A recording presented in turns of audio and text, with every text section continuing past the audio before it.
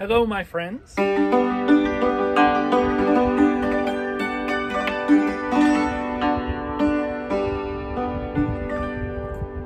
here today to talk about my kryptonite.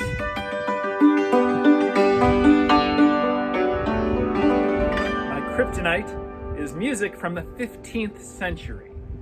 Now, I am somewhat obsessed with music of the late 16th and early 17th centuries, and I rather enjoy music from the 14th century.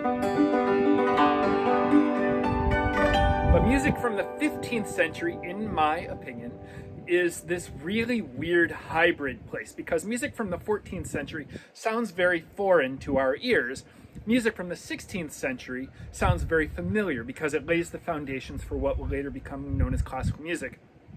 And also, 16th century is the foundation of many of our ecclesiastical pieces. A lot of music in churches, whether we're talking about the Counter-Reformation Catholic pieces or the Lutheran hymns developed by Martin Luther, a lot of our church music comes from the 16th century, and therefore everything that has been written since tends to be fairly derivative of that style. So when I'm playing 16th century music, it has a very familiar ring to it for anyone, especially who came up in a church tradition in any of the Christian denominations.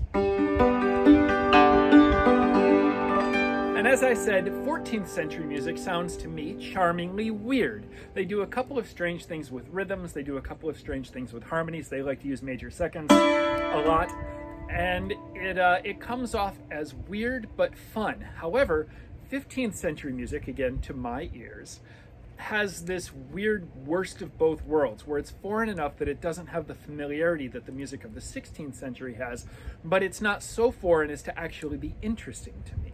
And so one of the quests I am currently on is to find and embrace a repertoire of 15th century music. And so what I am doing for this quest, for this job, for this mission, is I'm looking at monophonic dance music. Monophony, of course, being just a single melody line, which means you can write whatever harmony you want. Now, the power of monophony is that I can come up with an arrangement that does have a little more familiarity to modern ears, because the arrangement moves in a way that we, as 21st century listeners, expect music to move. However, the melody is still true to its 15th century roots. And also, because it's monophony, no one can technically tell me I'm wrong. Whereas if I take a more complicated piece from the 15th century, for example, discard the original harmony and write my own, I feel like that is a different historical attitude, and one that I'm particularly not inclined to do. But when there is no harmony coming from the original source, game on. This is an Italian dance from the 15th century. It's called Anello, which is Italian for ring.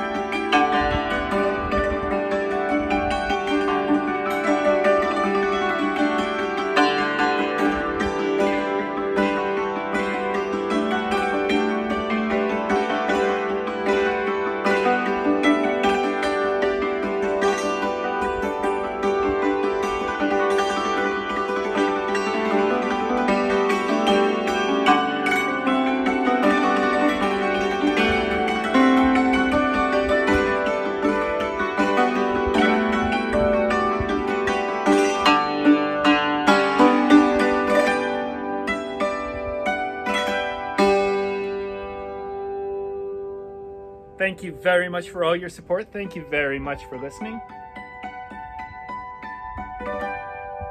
I hope you're having a lovely year so far and enjoying your day.